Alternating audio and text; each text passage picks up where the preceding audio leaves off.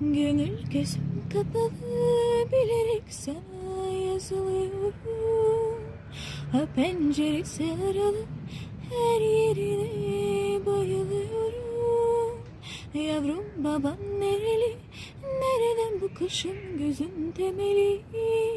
Sana neler demeli, ay seni çıtır çıtır yemeli. Anam babam ama kaçak kurası, bu ne baş belası, bu gönül kirası. Bu anam babam ama kaçak kurası, bu ne baş belası, bu gönül kirası.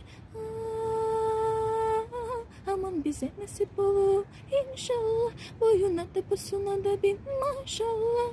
Senden gelecek cefalara, nazlara, sözlere, sazlara eyvallah. Aman bize nasip olur inşallah, boyuna da posuna da bin maşallah. Senden gelecek cefalara, nazlara, sözlere, sazlara eyvallah.